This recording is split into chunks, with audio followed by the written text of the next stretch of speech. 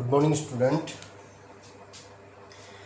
Holiday के बाद में आज विश्वास स्कूल ऑनलाइन स्टडी के अंदर आपका फिर से स्वागत है और हम कामना करते हैं कि आप घर पर अपने परिवार के साथ सकुशल मंगल होंगे। आप सभी ने जो छुट्टियों का होमवर्क आपको दिया गया था वो सभी 30 जून तक आपने कंप्लीट कर लिया होगा। आज हम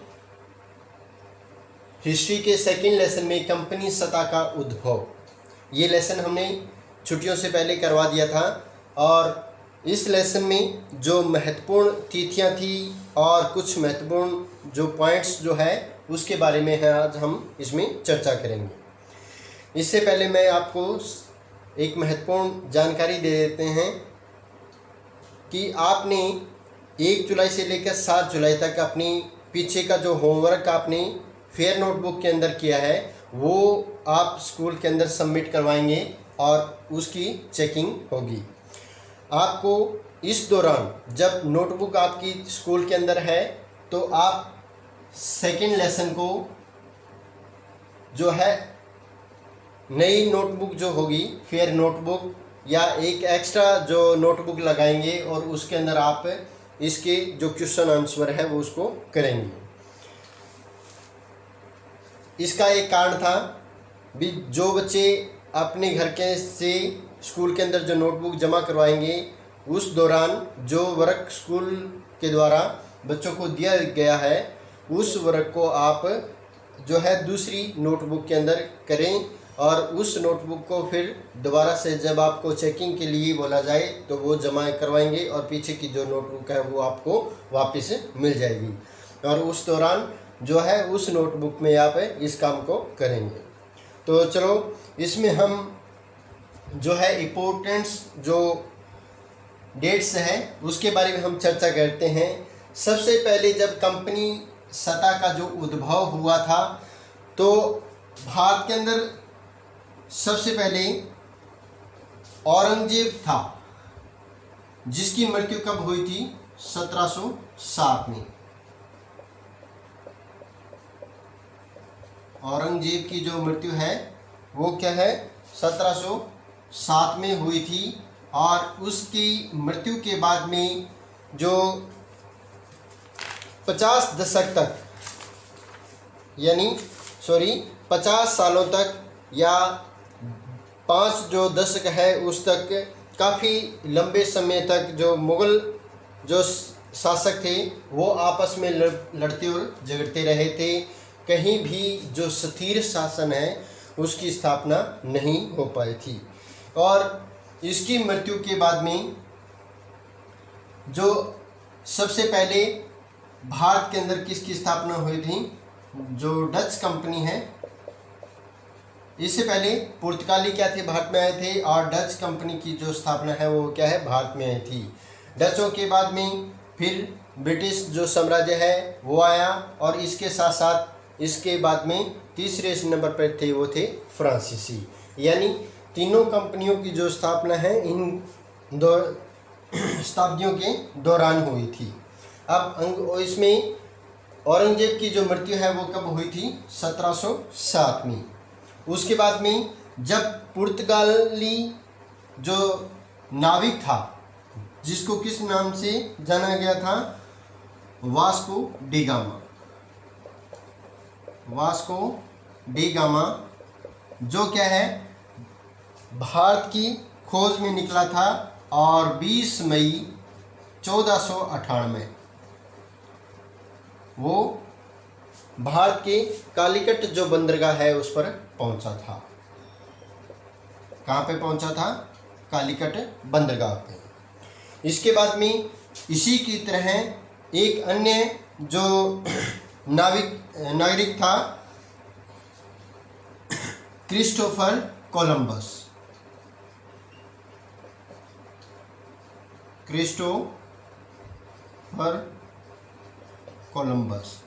जिसको ज़्यादातर किस नाम से जाना जाता है? कोलंबस के नाम से जाना जाता है। ये भी क्या है भारत की खोज में निकला था लेकिन ये भारत न पहुंचकर कहाँ पहुंच गया था? अमेरिका। अमेरिका पहुंच गया था और ये पहुंचा था 1492 में। यानी अमेरिका की जो खोज हुई थी वो कब हुई थी? 1492 में। और भारत में जो वास्को डी गामा का पहुंचा था 20 मई 1498 को। अब इसके बाद में जो डच ईस्ट इंडिया कंपनी की स्थापना हुई थी वो हुई थी 1602 ईस्वी में। 1602 में क्या है? Dutch east India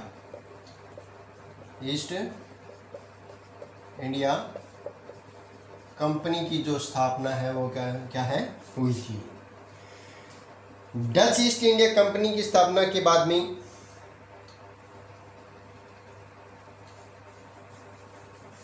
east India company ने एक शाही फरमान जारी किया था। वो कब किया था? वो हुआ था 31 दिसंबर 1600 31 दिसंबर 1600 ईस्वी के अंदर जो ईस्ट इंडिया कंपनी का एक शाही फरमान मिला था। शाही फरमान। अब देखिए कि 31 दिसंबर 1600 ईस्वी में ईस्ट इंडिया कंपनी को शाही फरमान मिला था और 1602 ईस्वी में जो है डच ईस्ट इंडिया कंपनी की यहाँ पे स्थापना हुई थी। अब इस 31 दिसंबर 1600 ईस्वी में शाही फरमान के अनुसार क्या था भी, जिसके तहत जो पूर्वी देश थी यानी पूर्वी क्षेत्र के अंदर जो व्यापार करने का अधिकार था, व्यापार का जो अधिकार था वो किसको मिला था? ईस्ट इंडिया कंपनी को मिला था। किसको मिला था? East India company, east India company. अब इसके बाद में 1613 ईस्वी 1613 में जहांगीर के शाही फरमान ने कंपनी जो ईस्ट इंडिया कंपनी को क्या है सूरत में फैक्ट्री बनाने की इजाज़त दी थी। 1613 में जहांगीर ने जो शाही फरमान के अनुसार ईस्ट इंडिया कंपनी को किसमें? सूरत के अंदर यानी गुजरात सूरत में जो है कंपनी को जो फैक्ट्री बनाने का अधिकार दिया गया था। फैक्ट्री बनाने का जो अधिकार है वो क्या है? जहांगीर के द्वारा ईस्ट इंडिया कंपनी को 1613 में इजाज़त मिल गई थी या इसकी जो है उनको परमिशन मिल गई थी। अब 1613 के बाद में 1664 के अंदर फ्रांसीसी ईस्ट इंडिया कंपनी की स्थापना हुई। 1664 में फ्रांसीसी ईस्ट इंडिया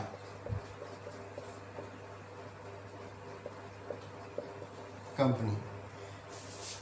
और इससे पहले क्या था? 23 जून 1757 ये जो महत्वपूर्ण तिथि है वो किसके लिए जानी जाती है? प्लासी के युद्ध के लिए जानी जाती है। प्लासी का जो युद्ध हुआ था वो 23 जून 1757 के अंदर हुआ था। और इस युद्ध के दौरान जो ईस्ट इंडिया कंपनी को क्या है 24 परगने की जो है दीवानी का जो अधिकार है वो प्राप्त हो गया था। दीवानी का अधिकार क्या है? उस क्षेत्र के अंदर व्यापार करने का जो अधिकार है वो ईस्ट इंडिया कंपनी को मिल गया था। इसके बाद में 22 अक्टूबर 1764 22 अक्टूबर 1764 को जो है बक्सर का युद्ध हुआ था। बक्सर का युद्ध। अब देखिए बक्सर का जो युद्ध है वो एक महत्वपूर्ण युद्ध के नाम से जाना जाता है, और इस युद्ध के बाद में जो भारत के जो अधिकतर जो क्षेत्र थी उसमें जो व्यापार करने का अधिकार है या जो बंगाल का जो दीवानी है वो क्या है इस युद्ध के दौरान जो है ईस्ट इंडिया कंपनी को मिली थी। 1772 इस दौरान प्रशासनिक जो व्यवस्था थी उसमें द्वैध शासन की स्थापना हुई थी।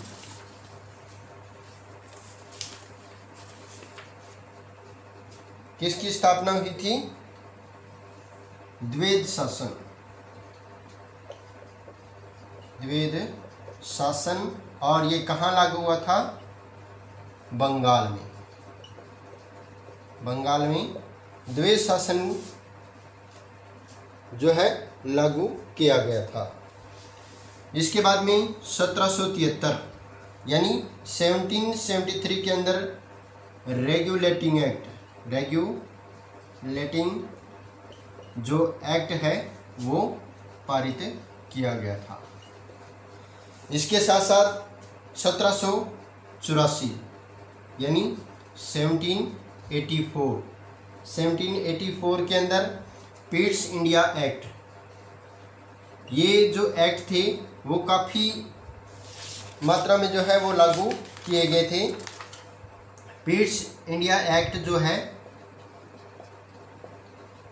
वो कब लागू हुआ था? 1784 के अंदर, और 1833 यानी 1833 के अंदर जो है भारत में कानून कमीशन का गठन हुआ था। 1833 के अंदर भारत में कानून कमीशन की जो है स्थापना हुई थी। तो ये क्या थे? महत्वपूर्ण जो तिथियां थी जो ब्रिटिश कंपनी की सत्ता का जो उद्भव और विकास के दौरान जो लागू हुए तय हुई थी, या कुछ महत्वपूर्ण तिथियां जिसका जो प्रभाव है वो क्या है इस दौरान देखा गया था। अब हम बात करते हैं महत्वपूर्ण बिंदुओं पे। देखिए पश्चिमी देशों के साथ जो है प्राचीन काल से ही भारत का जो व्यापारिक संबंध रहा था, और प्राचीन काल में पश्चिमी देशों के साथ जो है भारत के क्या थे? वाणिज्य बोला जाता है व्यापार को। वाणिज्य यानी व्यापार जो है काफ़ी मात्रा में रहा था, और ज़्यादातर जो सिल्क रूट का जो व्यापार है वो किया जाता था। इसके साथ साथ में जो मसालों का जो उत्पादन है वो बाहर से दूसरे देशों के साथ जो है व्यापारिक संबंध उस दौरान हुए थे। अंग्रेजों ने अपनी जो कंपनी पहली जो फैक्ट्री है वो बंगाल के सूबेदार सुल्तान शुजा की इजाज़त से शुरू की थी। पहली जो फैक्ट्री है वो अंग्रेजों ने सुल्तान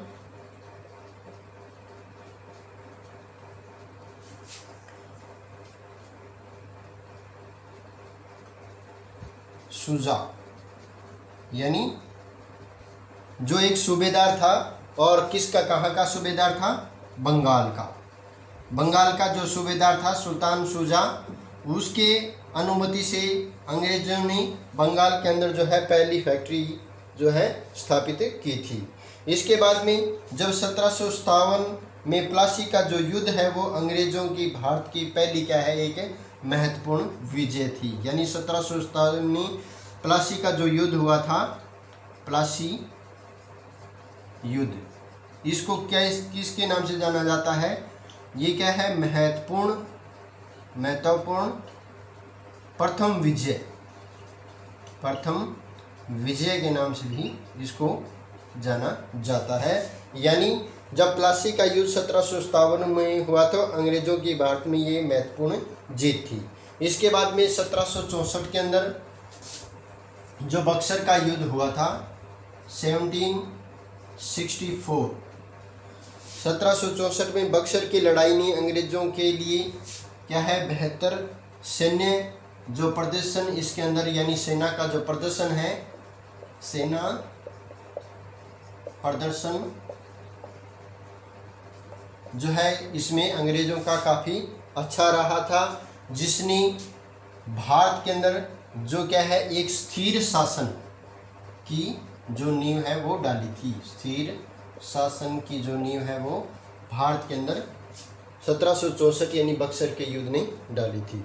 तो ये क्या थे कुछ महत्वपूर्ण बिंदु और कुछ महत्वपूर्ण तिथियां जो इस पूरे लेसन के अंदर काफ़ी मात्रा जो काफ़ी चर्चा में रही थी।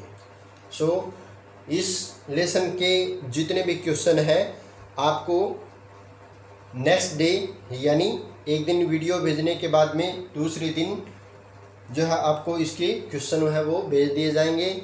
अगर किसी बच्चे ने सभी ने जिन्होंने कर लिए हैं तो आप उनको क्या है रिटन के साथ साथ उनको लर्न भी करें, ताकि आने वाले दिनों में जब आपसे टेस्ट लिया जाए तो उस टेस्ट के दौरान आपके जो मार्क्स है वो अच्छी तरह आएंगे।